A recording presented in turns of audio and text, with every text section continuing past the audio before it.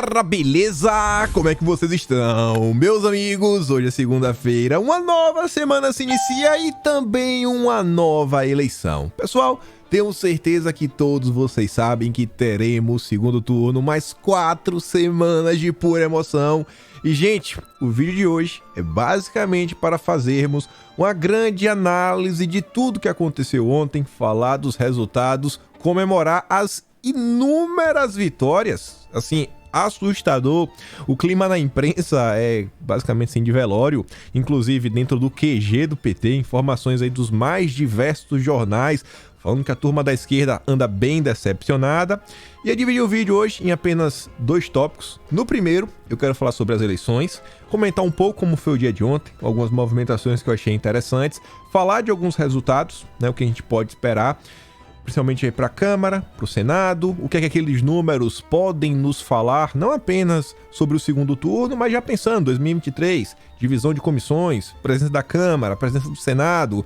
Quero falar de pesquisa, inclusive tem uma informação interessantíssima, Augusto Aras, o nosso PGR, já está falando sobre a possibilidade de abrir investigação contra os institutos, e tem um cargo específico que foi disputado. Esse eu quero bater bastante na tecla, que a coisa é absurda, é assustadora. Depois vamos falar sobre o segundo turno, né? O segundo tema do vídeo de hoje. E eu quero trazer várias coisas e também trazer algumas coisas que não estão necessariamente ligadas a um segundo turno, tem até a ver com o resultado das eleições, mas são algumas coisas que são, assim, bem relevantes. Eu quero comentar com vocês e também falar do pedido de Bolsonaro que ele fez, né, para a turma toda aí para os próximos dias. E vamos começar, que tem muita coisa, e vejam só. Quero abrir o vídeo aqui dando os parabéns para todos vocês. Sério, parabéns. Vocês, como todos vocês, sem exceção, estão de parabéns. Foi um show. O engajamento, sabe, de toda a turma da direita ao longo desses 4 anos foi o que nos concedeu a grande vitória de ontem. A quantidade de senadores eleitos, de deputados eleitos, governadores eleitos, governadores que estarão disputando o segundo turno, foi uma coisa assim inacreditável. E eu só queria mostrar aqui para vocês algumas imagens que eu acho que representam muito bem esse movimento de direita, que eu acho que fica totalmente consolidado, até porque a imprensa fala isso, né, que sim, agora aquela direita moderada desapareceu, e a tese deles é que a direita no Brasil, antigamente, ela era meio ligada ao PSDB. Aí tinha uma direita social, que junto ao Alckmin se juntou ao PT, aí tinha uma direita liberal, que tentou criar a candidatura da Simone Tebet, e tem direita bolsonarista. Essa veio, e essa realmente é coesa e veio pra ficar. E aí você vê uma foto como essa, não tem como se emocionar. A tia não tinha por que nem sair de casa pra votar, mas lá tava ela. Blusinha de manga, por causa do frio, andador e a camisa verde e amarela. Ela não deixa de votar, não deixa. Pelo Jair vale tudo, sabe? É demais. Aí você vê cadeira de rodas. O Brasil não tem acessibilidade. É um problema que a gente sofre aí no país como um todo, questão ligada à infraestrutura. Mas tá lá todo mundo, né? Em nome da democracia de verdade, não que a imprensa fica falando nos 4 ventos, tá lá. Vamos, irmão. Você vai votar. Vai todo mundo votar. Vai todo mundo votar. Todo mundo votar. Todo mundo se ajudando. Mais um exemplo. Tá lá a tia, também. Deixou a bengalinha, a filha tá indo atrás só pra conter e ela tá subindo na escada. E ela não vai deixar de sair pra votar. E assim, não sei se é de direita, de esquerda nem nada, mas gente, isso aqui é bonito de ver. O engajamento do povo brasileiro querendo decidir o seu destino. Mais um exemplo também. Faltaram no Brasil. Inúmeras pessoas podiam estar em casa. Não. Enquanto tem jovem aí que se absteve, tem turma aí do voto nulo, isentão. Turma mais velha, que já viu muita coisa e sabe o que pode acontecer. Tá lá, não, a gente vai votar. A gente vai sair de casa para votar. Uma coisa que eu quero comentar também, aí eu vou mandar para vocês os vídeos lá no Telegram, porque alguns deles, acho que um pelo menos ou 2, tem xingamento. Aí eu não fico dando play, sabe como é, né? Eu evito xingar, eu evito qualquer tipo de palavrão, mas teve alguns vídeos que viralizaram, bem engraçados. Um deles é o Haddad tentando estender a mão aí pra mesária, e a mesária nem na cara dele olha. É aquela linda senhorita, né? Tá ali. Ninguém quer tocar na mão da Haddad, mostrando aí todo o amor que o PT recebe no estado de São Paulo. Inclusive, o Haddad ficou bem atrás do Tarcísio, né? A gente vai comentar sobre isso. Tem outro vídeo, esse aqui não dá pra mostrar de jeito nenhum, é muito xingamento, mas eu mando pra vocês lá no Telegram. O pessoal sentou a bota no Calil. sentou a bota no Calil. E aí você imagina, se o Calil não consegue pisar no meio da população sem ser xingado, imagina o Lula. Será que agora no segundo turno o Lula vai continuar fugindo da população? Eu tenho certeza que sim, porque é melhor ele fugir do que ele ser xingado. E o vídeo aí viralizando, né? De como ele é odiado pelo povo. Quem também recebeu um calor, mas não um calor bom, né? Um calor bem ruinzinho, sendo chamado de traidor, foi o senhor Pacheco. Cheio de segurança, etc, né? Muito importante. A população lembrou o que é que ele representa. E talvez os dias do Pacheco, à frente do Senado, possam estar chegando ao fim. A gente vai comentar sobre isso quando analisarmos os números. Botei umas tabelas pra gente ver tudo bonitinho. E esse vídeo eu também mando para vocês lá no Telegram. A Soraya, né, se achando a último biscoito do pacote, foi votar. E a população lá no colégio eleitoral fez questão de comentar: traidora, se elegeu às custas de Bolsonaro, várias coisas. Mas também tá lá o vídeo, vocês podem dar uma olhada. Mas vamos começar a falar de coisas mais sérias. Pesquisas eleitorais. A começar aqui com essa matéria da Globo. Olha isso aqui, rapaz. Urnas mostram que Bolsonaro foi subestimado nas pesquisas nacionais e estaduais. Veja os números. Quem poderia imaginar?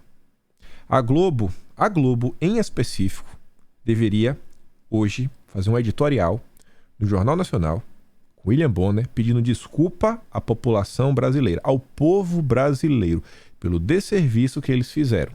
O que a Globo fez não foi jornalismo. A Globo tentou agir a todo custo para ver se elegeu o Lula. Foi absurdo. O que as pesquisas do IPEC fizeram, isso é um absurdo. E deve ser por isso que o Aras quer investigar. Mas enfim, a Elisa diz subestimado. Bolsonaro é alvo de pesquisas manipuladas desde 2018. E a pesquisa do Paraná Pesquisas estava bem mais próximo do resultado de ontem. A Paraná foi atacada por diversas vezes pelo Globo. Foi piadinha do sensacionalista, foi colunista tirando onda, foi atacada. O Globo atacou o Paraná. Aí a pesquisa, né, ridícula, lixo, que foi aquele PEC, essa era o grande instituto. Vamos continuar. Olha esse post aqui, o Paulo Coelho apagou, mas o print é eterno. Esse horário aqui ele tá errado, ele tá aqui mostrando que é 12h30 do dia 3. É porque aqui foi o horário que eu bati o print. 12h30 no Brasil eram 11h30 da noite. 11h30 da noite do dia 2. O Paulo Coelho, ele dá RT na, folha, na página do UOL, que tá falando Datafolha, que diz: o Datafolha, Lula tem 54% do segundo turno, ante 38% de Bolsonaro. Aí ele diz: vá tomar no sei, né, Datafolha. Não acredito em mais nada do que publica. E essa questão da pesquisa eu acho que vai pegar muito mal, mas muito mal. E isso vai começar a gerar uma certa onda de questionamentos pela população, porque todas as pesquisas as pesquisas que a imprensa tratava como séria, dos institutos tradicionais, todas essas pesquisas ajudavam o Lula, o beneficiavam e prejudicavam, né, a vida de Bolsonaro e dos seus candidatos. Aí veja só, a coisa foi tão ridícula, tão esdrúxula, que o New York Times resolveu destacar erro de pesquisas e afirma que Bolsonaro estava certo. A imagem que ilustra o tweet, né, é aqui do La Nación, se não me engano, no jornal argentino. Aí fala, ó, que diferença entre Lula e Bolsonaro, né, estavam mostrando, e veja a vantagem final. Continuando, a CNN pontuou sobre isso e fez até uma tabelinha. Você vê, né? O resultado meio que final, 48 para o Lula, 43,5 para Bolsonaro, diferença de 4,5 pontos. Aí você vê o IPEC, dia 1º de outubro.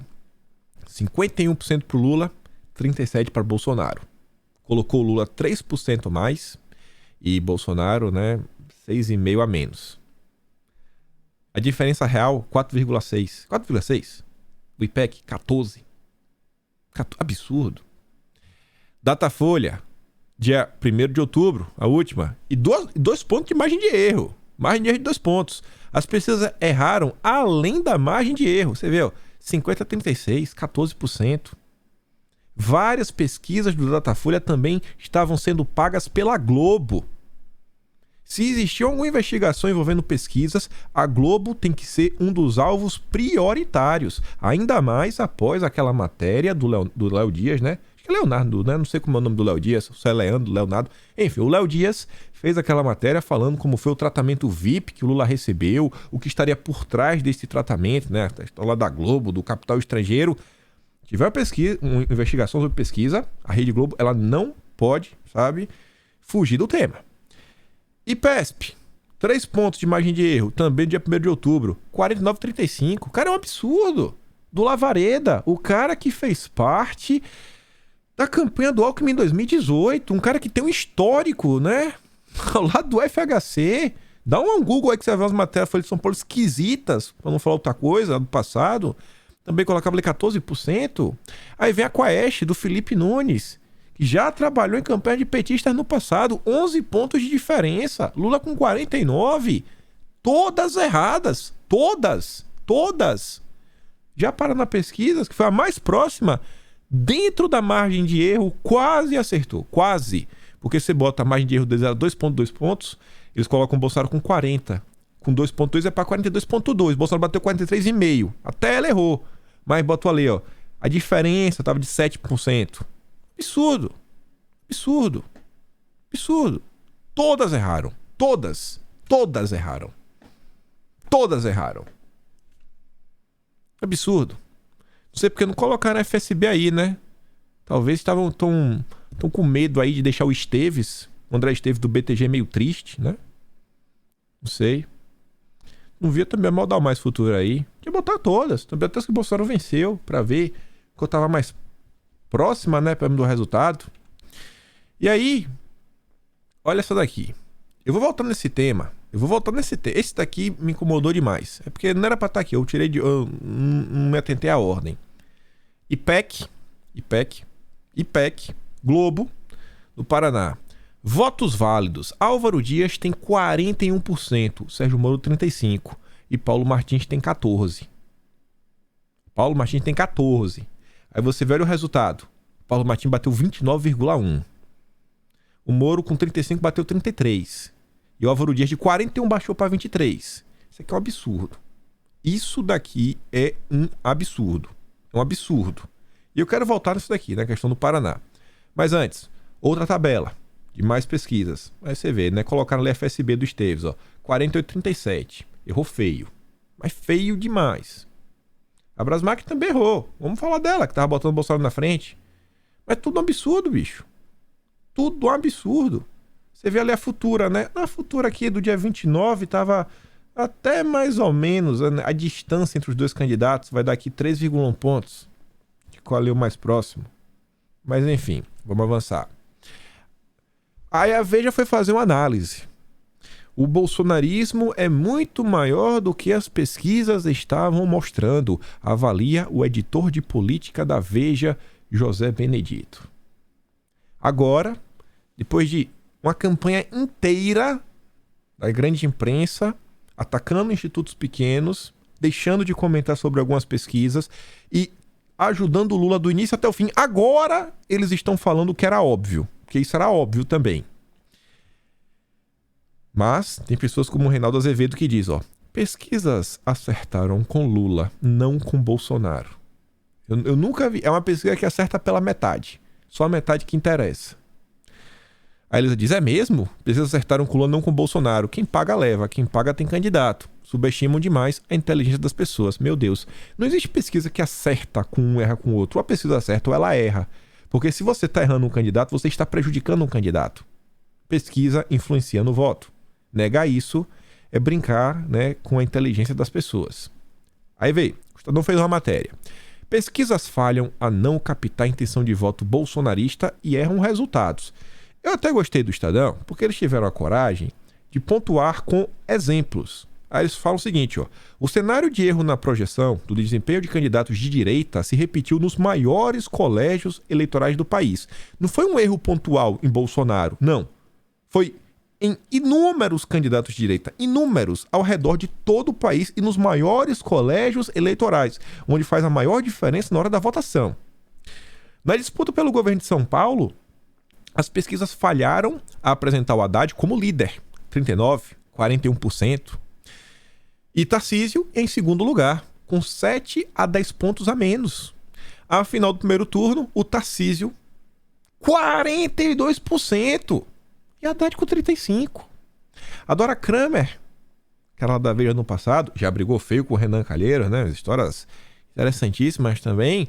Falou que ela fala bem assim, fez um tweet. O Tarcísio precisa cometer muitos erros para perder o estado de São Paulo.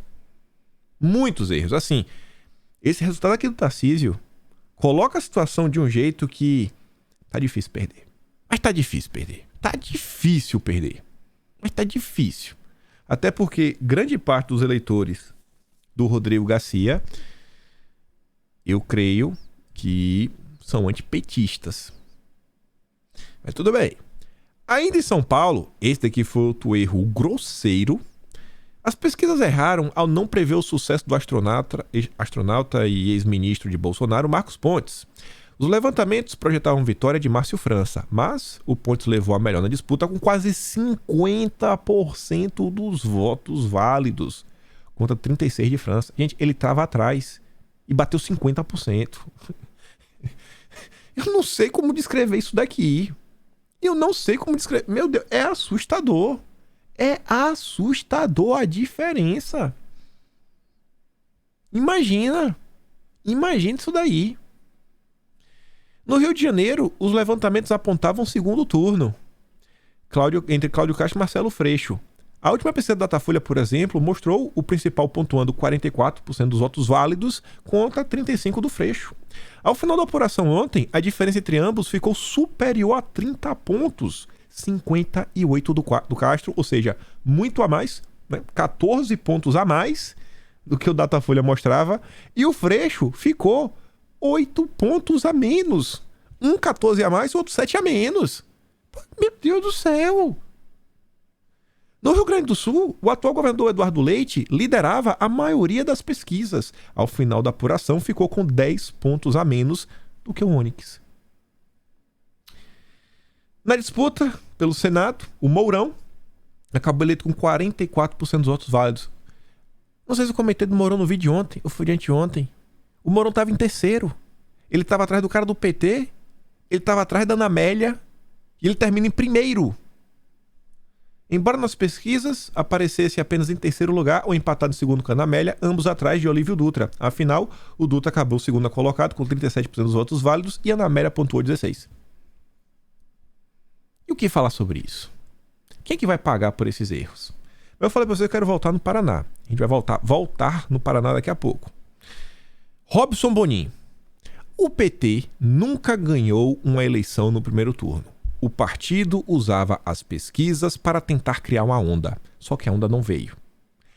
Foi a Veja que soltou aquela matéria falando que as pesquisas serviam numa batalha psicológica para tentar influenciar no voto, inclusive no chamado voto útil, para tentar, desidratar a Simone Tebet, desidratar o Ciro Gomes, tudo para eleger o Lula. E assim que a Veja soltou aquela matéria que envolvia, a batalha psicológica, etc., todo esse blá blá blá, foi nesse período que o PT lança a campanha do voto útil e foi quando a IPEC soltou a primeira pesquisa fazendo perguntas relativas a voto útil. Se a população quer que a eleição acabe agora, Inúmeras perguntas que serviriam nas movimentações do PT. A IPEC paga pela Rede Globo. Vamos continuar. O Bonin, ali foi em vídeo, ele escreve a matéria mais ou menos. Eu achei que ele teve, pelo menos, a hombridade de reconhecer algumas coisas. Pesquisas venderam terrenos na Lua ao eleitor. Abertas as urnas do primeiro turno, é dever do jornalismo sério falar do que ocorreu com os institutos de pesquisa durante a campanha. A imprensa também precisará refletir nesta semana sobre o tema. Todos os veículos de comunicação deram destaque no primeiro turno a levantamentos que erraram resultados em diferentes estados e para diferentes cargos. No plano nacional, Bolsonaro foi prejudicado. Vou ler de novo. No plano nacional, Jair Bolsonaro foi prejudicado. Prejudicado pelos levantamentos que davam Lula a quilômetros de distância do presidente. Afinal, A expectativa de vitória é algo que costuma orientar votos em toda eleição. E Bolsonaro foi prejudicado. Interferência na eleição. Os institutos. Tá um absurdo isso daqui. O Herbert comenta: Bolsonaro venceu. As agências de propaganda disfarçadas de institutos de pesquisa teve 10 pontos a mais do que diziam as pesquisas, enquanto Lula 3 a menos. Ele não disputou com Lula. Bolsonaro, ele disputa contra um sistema inteiro que abarca desde banqueiros globalistas até a turma do crime. É todo mundo. É a Globo, é a Folha, é a imprensa como um todo, é jornalista, é ONG, é instituto, é think tank, é oposição, é gente jogando contra, é aliado dando facada pelas costas, né? É traidor, é tudo, tudo. Notem, Bolsonaro teve 1,7 milhão de votos a mais do que em 2018. Ele vai comentar mais sobre isso daqui a pouco. Isso é um resultado para celebrar. Cresceu apesar das trairagens que sofreu e da propaganda sistemática contra ele. Não adianta muito questionar as urnas. Observem os cenários urbanos, onde grande parte do povo vive em periferias sobre regras do crime. As pesquisas foram humilhadas, a mídia militante e os traíras também. Os 4 anos de propaganda e mentiras não adiantaram nada. Mais de 51 milhões de eleitores ignoraram tudo isso e votaram no presidente. Do ponto de vista histórico, a onda conservadora só cresce. E aí vamos a alguns números.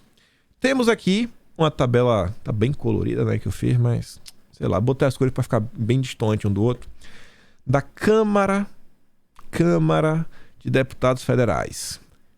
O maior partido do Brasil hoje se chama PL. O partido de Jair Messias Bolsonaro. Quase um quinto, né, da Câmara é só o partido de Bolsonaro. 19,3%. Elegeu 99 deputados. 99 deputados. Para você entender a proporção disso daqui, na eleição para a presidência da Câmara de 2021, onde o Arthur Lira foi o vencedor, o então PSL, com 52, 53 deputados, algo assim, devido ao tamanho da bancada, pegou 4 comissões. 4 comissões. Na hora que existe o rateio de comissões, quem escolhe primeiro é quem tem a maior bancada. Quem escolhe primeiro é quem tem a maior bancada. É o lado vencedor e depois quem tem a maior bancada. Como assim? Você vê, pintei de azul, o que é a base governista. Pintei de vermelho, que é a esquerda. Amarelo, a tal terceira via. Em verde, outros partidos. Que aí tem uma galera que não contempla aí, né? Partido pequeno, Avante, Solidariedade, blá blá, que não tá nesse pagode aí. Vamos lá. PL, 99. Federação PT, que é PT, PCdoB, PV. Juntos, 80 deputados. União Brasil, 59. PP pegou 47. MDB, 42. PSD, 42 também. Republicanos com 41, Federação PSDB e Cidadania, PSDB e Cidadania, a gente vai voltar a falar sobre isso lá na frente, é importante, 18 cadeiras apenas. O PSDB que um dia dominou o estado de São Paulo e um dia teve um presidente que foi reeleito e quase, né, assim, disputava, né, cabeça a cabeça aí com o PT, Serra, Alckmin, o Aécio, junto com Cidadania, ambos juntos, 18 cadeiras. 1 minuto de silêncio aí, né, pelo fim do PSDB. PDT 17, Federação Pessoal Rede 14, e essa federação também vamos comentar logo mais. PSB 14, Podemos 12 e outros partidos 28. Quando você junta, né, eu botei base do governo só, PL, PP, Republicanos. Não estou considerando o PSC, não estou considerando, sabe, deputados mais à direita. O próprio MDB tem uma ala, que é a ala do agronegócio, que também é mais à direita, tem uma tendência a votar com Bolsonaro, etc. Mas só esses 3 partidos, que foram a base aí de Bolsonaro na maior parte do tempo, 187 deputados. Já é o maior grupo. Outros partidos também tem o pessoal do Novo, né? Depender. Esquerda, 125. 125. Esquerda pra valer, 125. Terceira via, 173. Outros partidos, 28. Se essa terceira via, que a maior parte, pelo menos tem uma linha um pouco mais liberal na economia, se a gente pode falar assim, se você somar ali a base com a terceira via, a gente está falando de 360 deputados. Eu acho que essas pautas que são menos ideológicas e mais objetivas, se a Câmara realmente tiver um interesse, meu amigo, sai tudo do papel. Não precisa nem ligar pra esquerda. Não precisa nem ligar. Não, vai embora. Deixa lá. Avança. Pode avançar tudo sem nem dar bom dia pra esquerda. Não precisa nem dar bom dia. Não, deixa lá. 360. Para você aprovar uma PEC, você precisa de 308 votos. Aí tem outra coisa que eu não calculei aqui. Deixa eu olhar aqui quantos são. 513 menos 342. Que eu já digo para vocês o que é. Vamos lá. 513 menos 342. 171 deputados. Para o impeachment ser aprovado, você precisa de 342 votos. Ou seja, em caso de um governo Lula, o Lula ele não consegue segurar o impeachment sem a terceira via, sem outros partidos, sem a base. Porque a esquerda, que só tem 125, precisaria ter, no mínimo, 172 deputados para garantir que não tem impeachment. Não tem. Pode chorar, pode lacrimejar, pode rolar na cama. Já Bolsonaro, assim, ele pode perder a presença da Câmara. Se os três partidos que representam a sua base, PP, PL e Republicanos, se manterem, né, íntegros, realmente apoiando, não forem traidores, pode perder a Câmara para a esquerda, chorar, espernear, por abrir 1000 impeachment, não aprova, porque precisa de 342. Se você tem 187, acabou, irmão. Chora, amigo. Chora, rola no chão. Liga aí pra tua mãe. É injusto, é a vida. Ou seja, vitória aterradora na Câmara dos Deputados. Com a tendência de escolher o presidente da Câmara, eu acho que vai acabar sendo o Arthur Lira. É o que esse desenho aqui, o Lira, ele tem contato aí na turma do União Brasil. Tem muita na União Brasil mais à direita.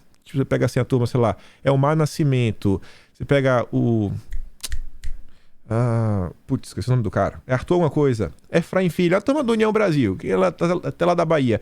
É a galera que vota com Lira. Então, assim, para conseguir 257, Câmara, e aí o primeiro partido a escolher as comissões vai ser o PL, deve pegar umas 6, 7 comissões e, quem sabe, um bom carguinho aí na mesa diretora. Vota aí, confirma. 22 é Bolsonaro. Parabéns, Jair. Você conseguiu. Isso aqui se chama Jair Messias Bolsonaro. Jair Messias Bolsonaro. O congresso mais conservador da história do Brasil. Quem diz é a própria imprensa. Vamos continuar. Senado. PL terá 13 deputados. Senado é um pouco mais complicado, que tem gente que tá ali, mas não é tão direita assim. Mas beleza. PL 13, União Brasil 12, PSD 10, MDB 10, PT 9, PP 7, Podemos 6, PSDB 4, Republicanos 3, PDT 2, PSB 1, Rede 1, Cidadania 1 e outros partidos, que um é PSC, outro é o PROS, cada um tem um. Base do governo, 23. A esquerda só tem 13. Se o governo, com sua base, conseguir aí da terceira via 19, já tem, né, o presidente do Senado. 19. E aí, amiguinho? E aí? Se conseguir depois 49 no total, né? 41 você tem o presidente do Senado. Com 49 você tem os 3/5 para aprovar o que você quiser também. Não quero comentar muito do Senado. Senado é um negócio muito tenso. Essa tabela aqui é interessante porque ela mostra, né, quanto o partido cresceu e quanto o partido perdeu, né, na variação 2019-2023. Isso porque só foram 27 cadeiras. Na próxima eleição teremos uma mudança de 54 senadores. E a esquerda tem uma derrotinha, né? Eu tô feliz. Vamos continuar. Isso daqui eu também quero comemorar. Rapaz, mas como foi bom. Os patatistas juntos. 6.000 votos. 6.500, né? Porque o outro é estadual, o ET Bilu. Patatistas jogaram contra o governo, tentaram desestabilizar. No final terminaram, né, no máximo aparecendo na campanha do Lula, fazendo propaganda contra Bolsonaro. Alexandre Frota, todo o mal que esse cara causou, CPMI das fake news, junto com o senhor Carlos Afonso, vulgo Luciano Ayan, não se elegeu, Frota. Você não se elegeu, Frota. E a Pepinha? Ô, Pepinha, 13 mil votos. A Pepinha também não se elegeu, mas tá como suplente, né? Mas não se elegeu, né, Pepinha? A Joyce teve mais de 1 milhão de votos, gente. E agora ela terminou com 13 mil. Porque os votos não são dela. Os votos são de Bolsonaro. São de Jair Messias Bolsonaro. Eu não coloquei aqui, mas só falando de votos, o deputado mais votado do Brasil hoje se chama Nicolas Ferreira. Não conseguiu quebrar o recorde de Eduardo da eleição anterior, mas, meu amigo, mais de 1,5 milhão de votos. Que show, viu, Nicolas? Parabéns, menino novo, fala com a juventude, cristão. Não tenho o que falar. Nicolas realmente... Meu Deus. Outro motivo para comemorar. Tivemos alguns nomes que eu considerava que seria um problema muito grande caso eles fossem eleitos. Um deles, Augusto de Arruda Botelho. Esse cara não é besta, esse cara não é bobo. Esse cara sabe operar na máquina. E ele perdeu, graças a Deus. Tá lá, né? Quero agradecer aos mais de 40 mil pessoas que depositaram em mim a confiança de um voto. Não estarei no Congresso, mas continuarei na luta diária para a construção de um país melhor. Contem comigo sempre. A Tabata Amaral, por outro lado, a Tabata foi eleita e com mais votos ainda do que ela teve em 2018. Vale muito a pena ficar de olho. Mais 330 mil votos. Dê uma olhada em São Paulo. Teve alguns nomes aí. A Marina também foi eleita, mas a gente fala dela daqui a pouco.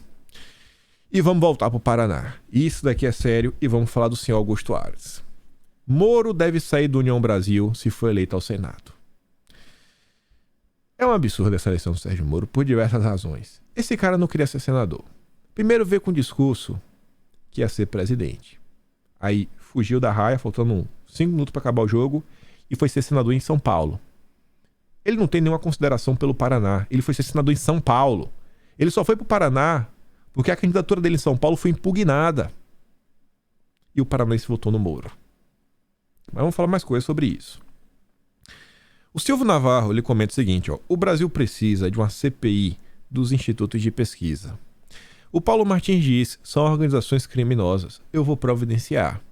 E depois ele volta e fala: a Rede Globo divulga, desde a noite de sábado, pesquisa IPEC, que me aponta com 14% das intenções de voto. Com 11,35% das urnas apuradas, eu tenho 29,2%. A Globo e o IPEC formam uma organização criminosa. Se teve um local no país que precisamos realmente de uma investigação séria, se chama o estado do Paraná. Porque no Paraná, a gente tinha um cenário que até a esquerda pode ter sido enganada. O Sérgio Moro é um cara que ele tem rejeição forte na esquerda. O Sérgio Moro ele tem rejeição forte na direita. Aí quando sai uma pesquisa que diz que o Paulo Eduardo Martins está lá atrás, tá lá atrás. E aí quem tá pau a pau disputando é o Moro e o Álvaro Dias. Teve muita gente que deu voto útil no Álvaro Dias para não ter o Sérgio Moro. Se a pesquisa realmente captasse que o Paulo estava ali com os 29 e pouco, e mostrasse, ó, é o Paulo, esses votos úteis, né, que foram para o Álvaro Dias, com certeza não teriam ido para o Paulo Martins. É um cara mais... É uma direita, muito mais calma, sem muita gritaria. Eu acho que tem muito menos resistência até por alguns setores da esquerda do que o Álvaro Dias, por ser exatamente próximo ao Moro. O Álvaro Dias é o padrinho do Moro, a galera sabe que é meio lava-jatista. Ele falou, não, pô, o Paulo Martins não é lava-jatista, eu vou nesse cara. A pesquisa IPEC, ela foi responsável pela eleição do Sérgio Moro. Essa pesquisa específica, por causa do voto útil, as pessoas votaram no Álvaro Dias por ter medo do Sérgio Moro assumir. Para isso a pesquisa interfere. E não tem segundo turno para o Senado. O que aconteceu com o Paulo Eduardo Martins, eu não vou falar o que é porque eu não quero dar para o meu jurídico. Porque eu não tenho um jurídico. Mas é um absurdo, gente. Isso aqui é um absurdo. O que aconteceu no Paraná merece uma investigação séria. Séria. O que foi feito com o Paulo Eduardo Martins, isso não se faz. E foi uma pesquisa da Globo. O queridinho, o senhor Sérgio Moro, o queridinho da Globo, que, por sinal, no vídeo de ontem, divulgamos aquele recorte do podcast do Vilela, onde o Arthur Moledo Duval, ele conta da reunião que teve Paulo Marinho, o Fralda, né? O Fralda pai e filho, Kataguiri, Beraldo, Nando Moura e um diretor. Ele não podia falar que era, porque é até da Globo, no passado, o atual, etc. Mas era da Globo. E aí? A Globo via divulgando os cursos do Sérgio Moro, SG Academy, blá blá blá. Foi quem ajudou a transformar no grande herói do combate à corrupção o IPEC. O que o IPEC fez no estado do Paraná é inaceitável. Inaceitável. E aí, as informações que tem até o presente momento, a Thaís Arbex ouviu falar, foi apurar, falou que apurou, falou que entrou em contato com algumas pessoas no entorno de Bolsonaro e eles confirmam que existe sim essa vontade e está sendo conversado sobre o Procurador da República, o Augusto Aras.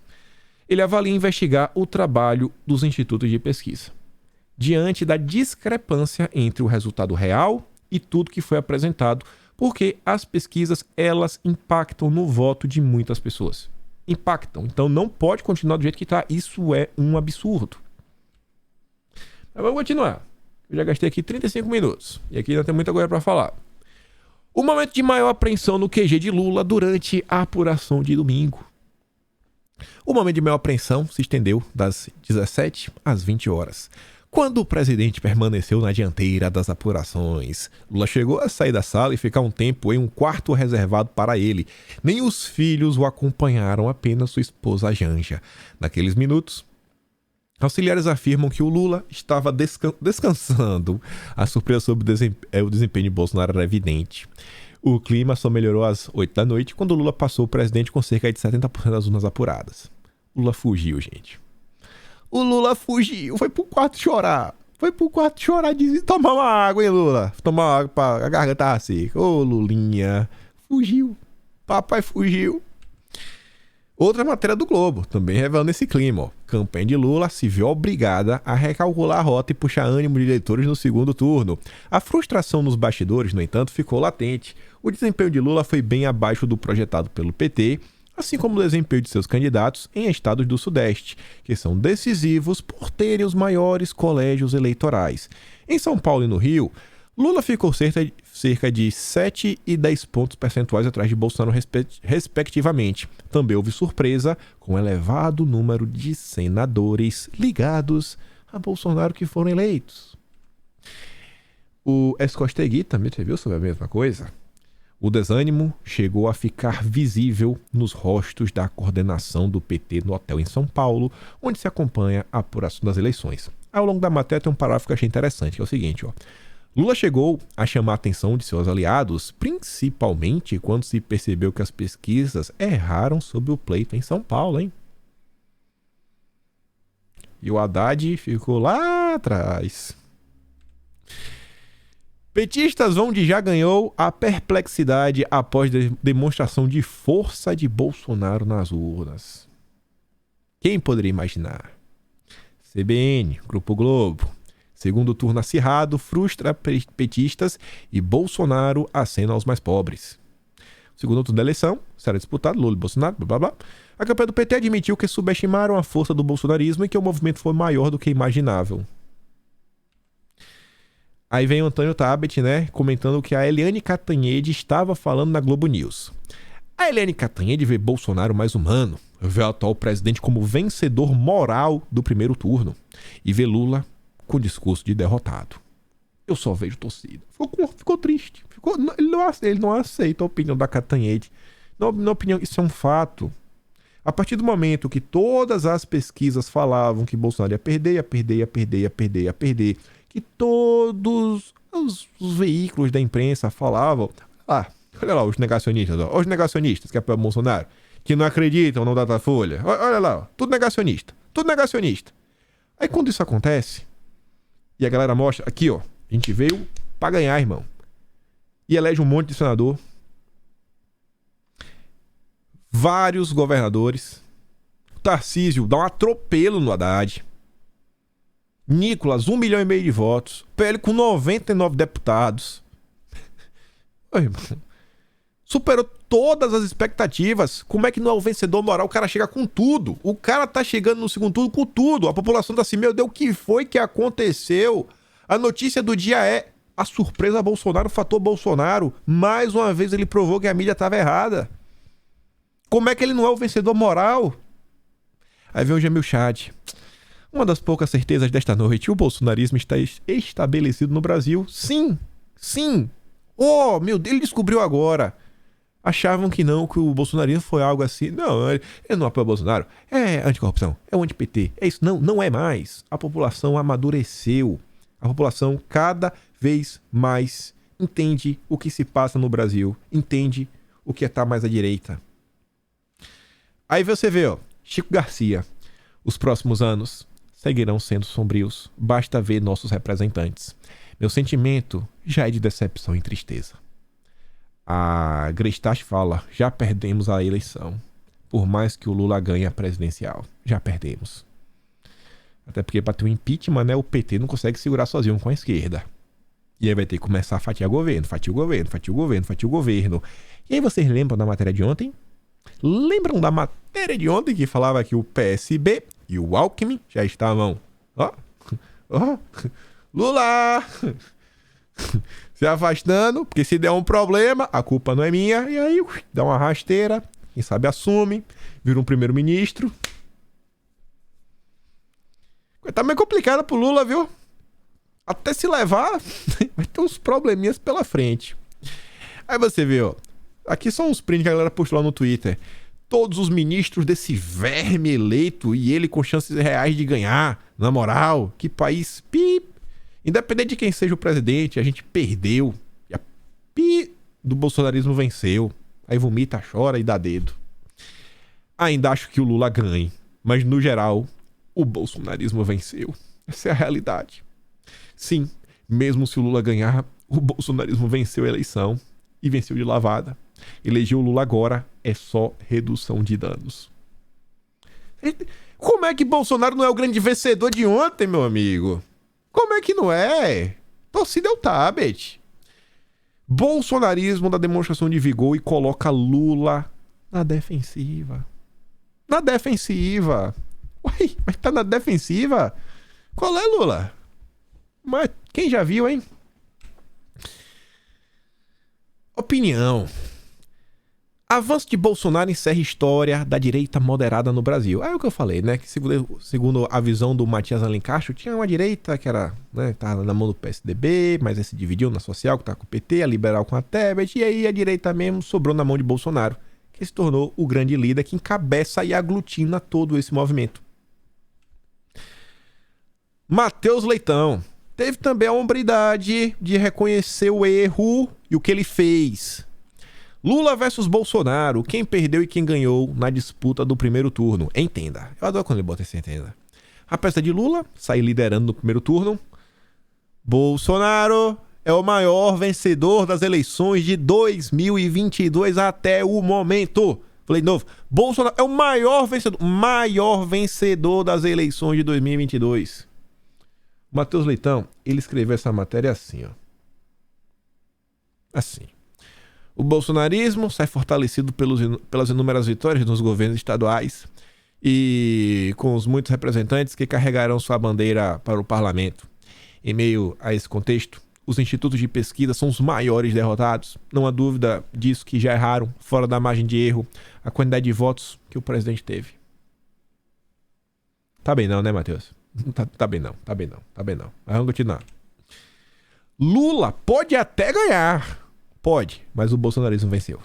A gente vence. Vencemos, é tudo nosso. O petista pode até vencer, mas vai ter que conviver com um Congresso ainda mais bolsonarista do que o eleito quando o chefe da extrema-direita se tornou presidente em 2018.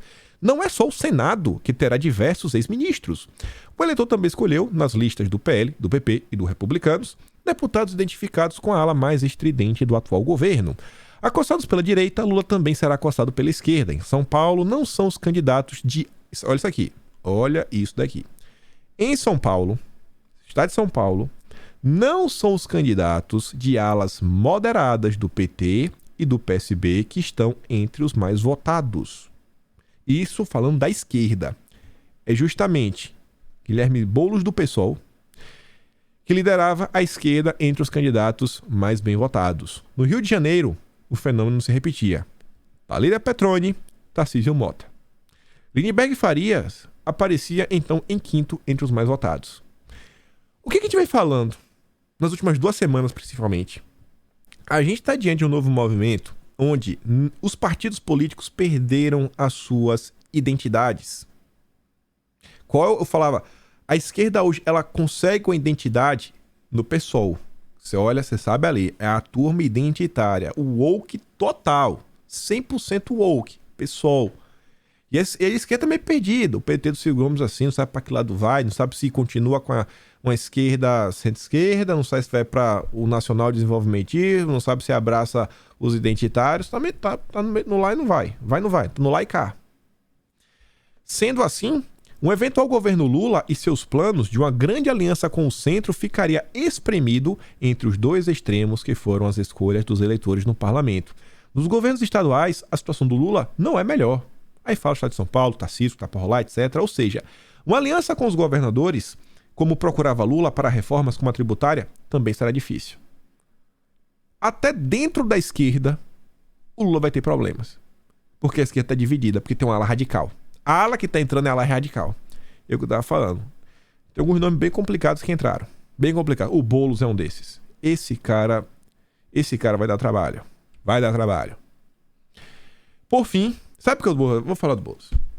Você quer saber por que o Boulos vai dar trabalho? Eu vou te falar de forma bem rápida e direta. Boulos é um dos melhores amigos dele, se chama Valfrido Vardi. O Valfrido Vardi é um cara que está construindo, sabe, um projeto de país. Esse cara sabe o que está fazendo. O que o Lula tem no grupo prerrogativo... Se o Lula tem um grupo prerrogativas, o Boulos tem o Valfrido Vardi, que também tem a turma dele do judiciário, né, do jurídico, eu digo, né? Tem think tank, tem revista, tem penetração, tem ONG, tem tudo. O Boulos não tá sozinho. O Boulos vai arrepiar. Vocês sabem como é o Randolfo Rodrigues. Pode esperar que o Boulos vai ter um time jurídico, mas miserável. Miserável. Só vai se acostumando com a ideia. Não tem o que fazer, não tem o que evitar, né? Quando o cara é deputado, o cara pode protocolar só à vontade. O Boulos vem pra tocar o terror, gente. Mas vamos voltar. Por fim, a esperança de fazer um governo mais ao centro para produzir consenso e assim poder governar em razão da esquerda, ficar longe da maioria e mesmo dos 180 deputados para impedir qualquer tentativa de impeachment. Foi o que a gente já falou, né? A esquerda só elegeu 125. Fica cada vez mais difícil em função do desastre colhido pelo PSDB, pela Cidadania e pelo MDB nessa eleição.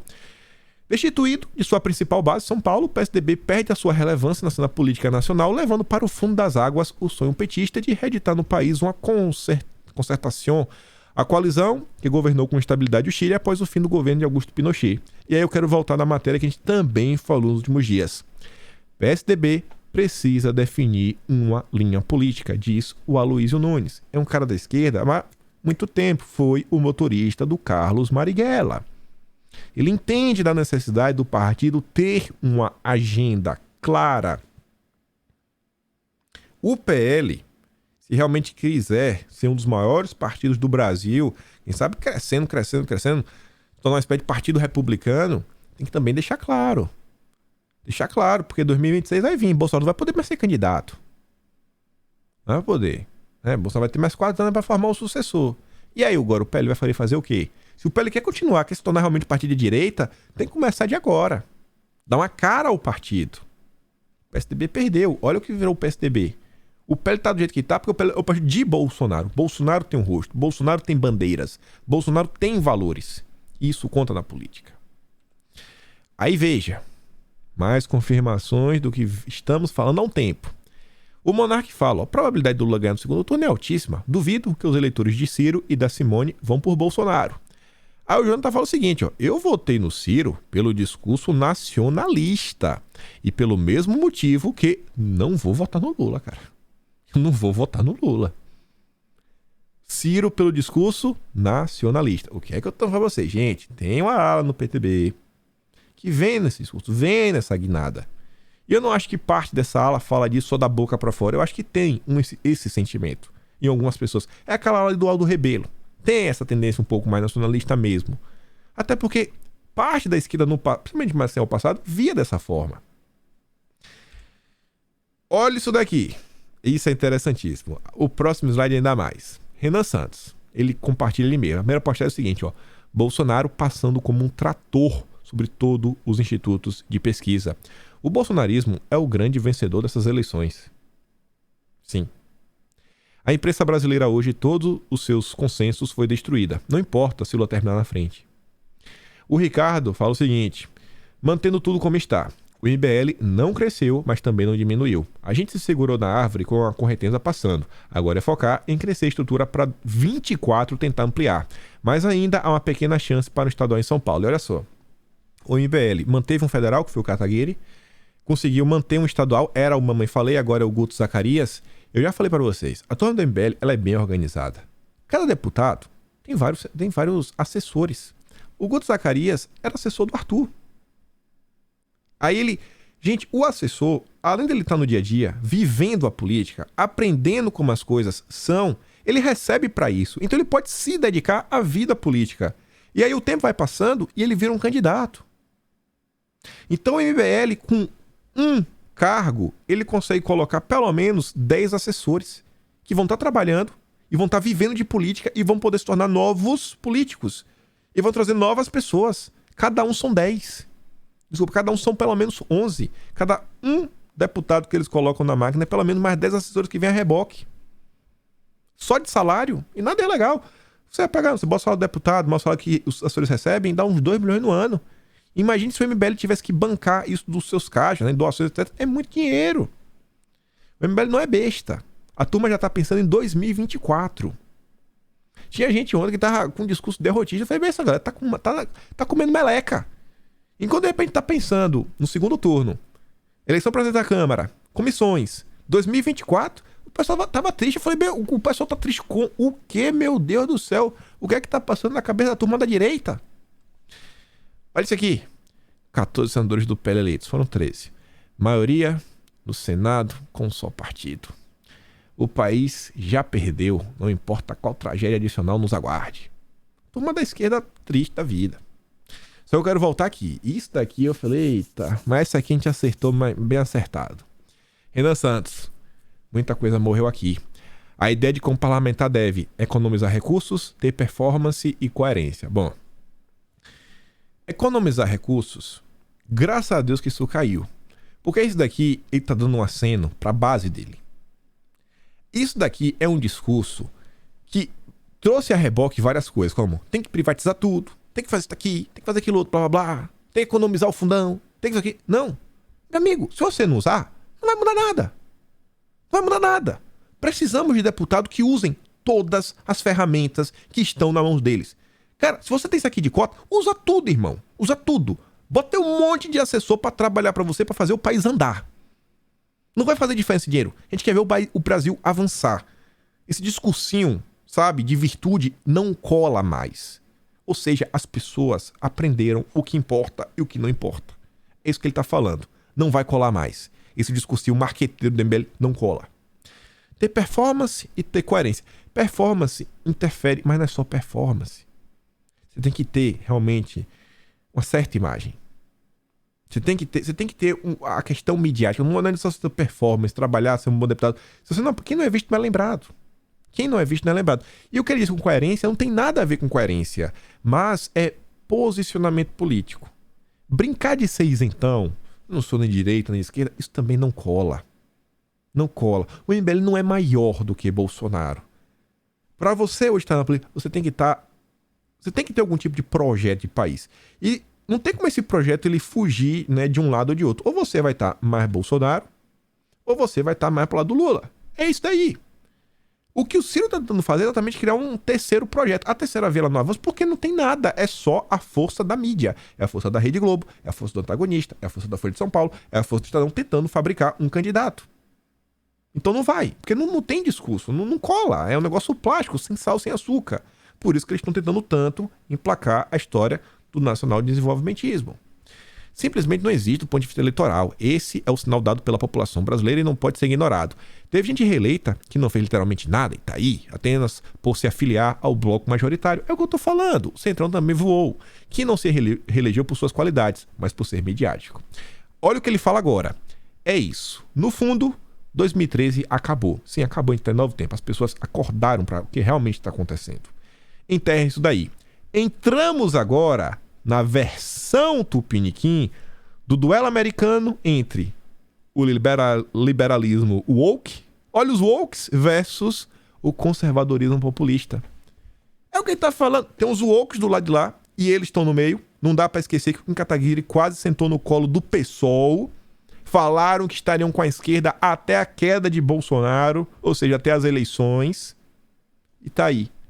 Agenda woke. Tem quantas semanas que a gente falou isso daí? Olha os wokes. E depois ele vem, ó. Se olhar direitinho, o que realmente acabou foi o discurso de nova política, fazer diferente, etc. Agora é agenda woke, centrão e mito, e só. Ou seja, é a direita Bolsonaro, tem lá a turma do centrão que tá nem pra porcaria nenhuma, e a esquerda é woke. A esquerda que chegou agora é o woke, do Guilherme Boulos ao Lula, ao PT, passando por uma turma aí do PSB, Tabata Amaral, é a turma woke. É o que chegou no Brasil, esquerda identitária.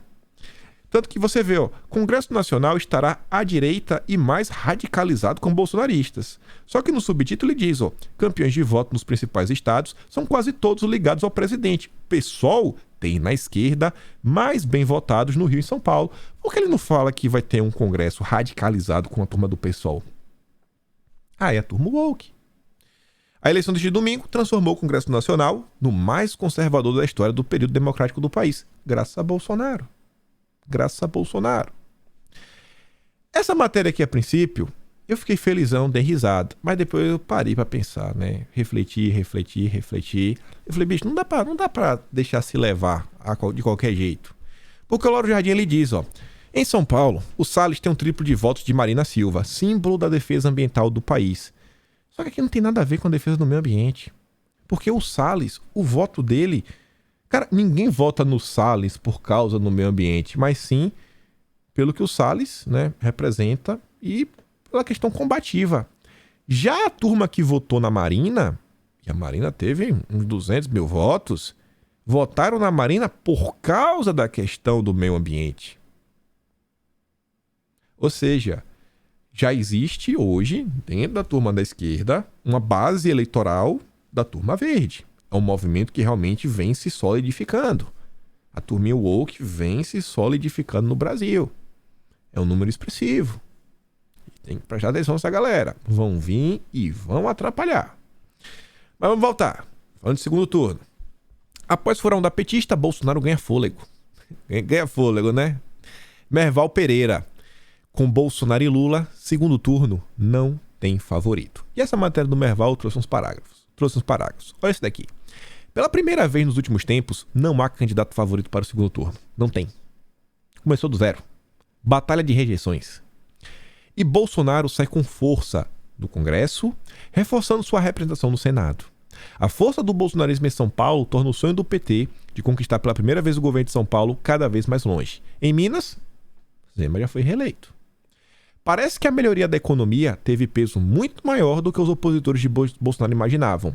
A própria turma do PT não queria ver um segundo turno porque eles mediam que a melhora econômica iria se dar em em outubro.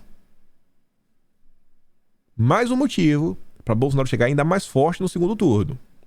A tendência conservadora do eleitor brasileiro já era conhecida, mas até o surgimento de Bolsonaro não houve um líder político que unificasse esse eleitor em torno de valores considerados regressivos.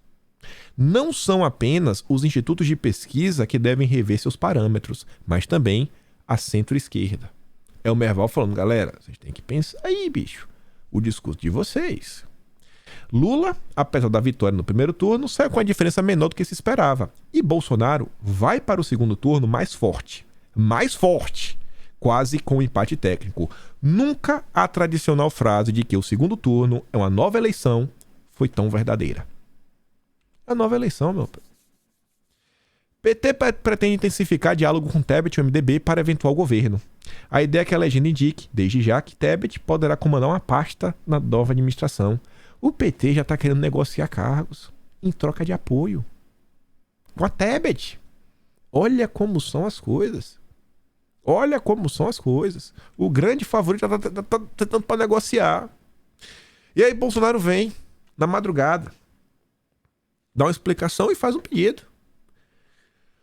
Contra tudo e contra todos, tivemos no primeiro turno de 2022 uma votação mais expressiva do que aquela que tivemos em 2018. Foram quase 2 milhões de votos a mais. Também elegemos as maiores bancadas da Câmara e do Senado, e que era a nossa maior prioridade neste primeiro momento. Elegemos governadores no primeiro turno em 8 estados. E elegeremos nossos aliados em outros 8 estados neste segundo turno. Esta é a maior vitória dos patriotas na história do Brasil. 60% do território brasileiro será governado por quem defende nossos valores e luta por um país mais livre. Muita gente que se deixou levar pelas mentiras propagadas pelos institutos de pesquisa, que saíram do primeiro turno completamente desmoralizados, erraram todas as previsões e já são os maiores derrotados dessa eleição. Vencemos essa mentira e agora vamos vencer a eleição. Esta disputa não decidirá apenas quem assumirá um cargo nos próximos 4 anos. Esta disputa decidirá nossa identidade, nossos valores e a forma como seremos vistos pelo mundo e pelo próprio Deus. Lutemos pela liberdade, pela honestidade, por nossos filhos e pelo Brasil. Sabemos do tamanho da nossa responsabilidade e dos desafios que vamos enfrentar, mas sabemos aonde queremos chegar e como chegaremos lá. Pela graça de Deus, nunca perdi uma eleição e sei que não será agora, quando a liberdade do Brasil inteiro depende de nós, que iremos perder. Nossos adversários só se prepararam para uma corrida de 100 metros. Nós estamos prontos para a maratona. Vamos lutar com confiança e com força cada vez maior, certos de que vamos prevalecer pela pátria, pela família, pela vida, pela liberdade e pela vontade de Deus. Ou seja, gente, ontem muito se comentou sobre diversas coisas. Pô, e agora? Abstenção, vamos ver aqui os números, estatística, pá, o voto do Ciro, voto da Simone Tebet, bababá, tititi. Bolsonaro já falou, ó, tô rodando, vou começar a trazer apoio. Já falou que tem uma reunião com o Zema, você viu, ó, Zema garante que não apoia o PT em segundo turno, Zema disse que conversará a partir de amanhã sobre apoio a Bolsonaro. Vamos que vamos. A imprensa já tá no trabalho dela, que é o quê? Ó? Nunca houve virada no segundo turno presidencial. Nunca antes na história desse país teve Bolsonaro. Nunca antes. E aí, veja só. Independente de voto, se você soma... Pô, mas como é que em Minas Gerais o Zema teve tanto voto, Bolsonaro venceu no Senado, o Nicolas teve o meio de votos, e o Lula, bicho? O Lula que teve mais votos não faz sentido. Isso não faz sentido, o cara vota no Zema e no Lula. Gente, talvez isso tá acontecendo. Você vê ali no Rio Grande do Norte, o Rogério Marinho teve mais votos que Bolsonaro. Eu quero falar, teve alguma maracutaia? Não tô nem aí. O que pra mim essa questão do Rio Grande do Norte fala é o seguinte: tem gente que vota no Rogério Marinho e não sabe que ele era o candidato de Bolsonaro. É isso que eu penso. Tem gente que vota no Zema e não sabe que o candidato do Zema é Bolsonaro. O nosso papel é um só: trazer votos. Tô nem por números. Eu não quero saber quantos por cento de abstenção a gente tem que trazer. Eu não tô nem quanto o eleitor do Ciro da Simone Tebet. Só tem que trazer voto. Só isso. Só. A missão é bem simples. Você conhece a pessoa e a pessoa que você conhece, ela não vota em Bolsonaro. Pronto, você tem que trazer o voto dela. É isso. Só isso. Quantos? Todos. Quantos votos eu preciso trazer? Todos. Simples. Você conhece uma pessoa que não vota em Bolsonaro, a gente precisa daquele voto. Mas ela vota no Lula. Ué, mas tenta convencer em votar em Bolsonaro. Ah, mas ele tem pressa de votar. Ué, mas convence ele a votar em Bolsonaro.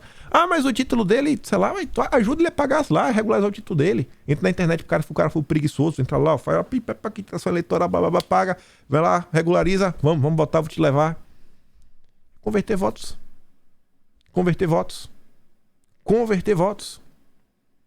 Vocês que estão nas redes sociais, eu falo sempre, vocês não são a realidade do Brasil. Eu falo isso pra vocês, falava, a gente não é brincadeira, né? Pra puxar saco, falar, pô, vocês botam pra lá. É uma realidade. A maior parte do brasileiro, ele não acompanha a rede social diariamente. Se você pegar os canais mais à direita, são todos, maiores, Pingo nos Is, São da Bárbara, fulano, blá, blá, blá, blá. Gente, não dá 10 milhões de pessoas. Não dá 10 milhões de pessoas em usuários únicos. Não dá 10 milhões. O Brasil tem 200 milhões de pessoas. A gente está falando de uma parcela de 5% da população que realmente tenta se informar. Ou seja, vocês são as pessoas que estão ouvindo isso daqui e vocês são a militância de Bolsonaro. Sabe? Não é não sei quem. É você. Pô, mas eu não sou tão inteligente, eu não sou tão preparado. Mas é isso, velho. Jesus, ele não pegou os melhores apóstolos. Era aqueles 12 lá. Tinha os mais intelectuais, né? Tipo Mateus. Tinha o cara do dia a dia. Então, é isso aí, bicho. Às vezes a coisa não é o mais bem preparado, às vezes é o que tem na pista, é você. Ah, mas eu tô isso, aquilo, o celular, conversa, traz votos. Tá na mão de vocês. Lula vai ter que virar votos em São Paulo e Minas para ganhar, avaliam petistas. Resultado das urnas mostra que cheque em branco de Lula não tinha saldo. Todas as matérias do pessoal é mostrando que o clima pro PT não tá bom. Só cabe a nós trabalhar. Que o terreno tá favorável. E vai ter mais debate. E vai ter sabatina. E cada debate que o Lula fugir vai ser um debate mais que tá fugindo. Se furtando de dar esclarecimentos para a população. E aí? Bolsonaro vai fazer o que? Vai chegar lá ao vivo e falar, não tivemos debate porque Bolsonaro viu, o Lula fugiu. Aí vai ter entrevista, aí Bolsonaro fala, pô, eu vim apresentar minhas propostas, vim fazer isso, vim fazer aquilo outro. E a coisa vai indo, gente. Só precisa do apoio. Aí você vê, ó, a gente mostrar, esclarecer as pessoas. Olha como é que o Cauê Moura, se vangloria do seu voto, ó, como ele vai votar. E acha bonitão, ó, discreto. O Alessandro Santana diz, ó, quando eu falo que o marqueteiro do Lula é o cara que mais trabalha no Brasil, imagina a galera pegando essa foto do Cauê Moura e compartilhando no grupo da igreja. Fácil, aí perde 100 votos. Cara, cruz invertida, pentagrama. E aí eu termino o vídeo com essa aqui, ó. Por que Bolsonaro lidera com folga em Roraima? Porque a população de Roraima sabe que a Venezuela não é fantasia. É história real na fronteira deles. O adversário de Bolsonaro nega. Simples assim. Bolsonaro diz, o povo tem que saber o que está acontecendo. Se o povo saber o que estiver acontecendo, a gente consegue transformar esse Brasil. Tá? Ah, não, a gente tem 28 dias para converter voto a voto. Tenho certeza, o que eu tiver no meu tempo livre, mesmo assim, ninguém vendo, eu vou estar conversando com um, conversando com o outro, tentando falar com umas pessoas de outras bolhas. Falei, cara, dá uma ajuda ao Jair. Vou trabalhar para converter o maior número de votos que eu conseguir. E tamo lá, gente. O clima fúnebre da imprensa, esse discurso de perdedor, é tudo nosso. Nada deles, nada. Eu fico por aqui, vá lá no Telegram, pega os vídeos, sei lá, do Pacheco passando vergonha, do Calil, da Soraya, do Haddad. Vai lá, tá aqui no Telegram. E a gente se vê amanhã. Aquele grande beijo, abraço, tamo juntos. Valeu, meus amigos. Fui!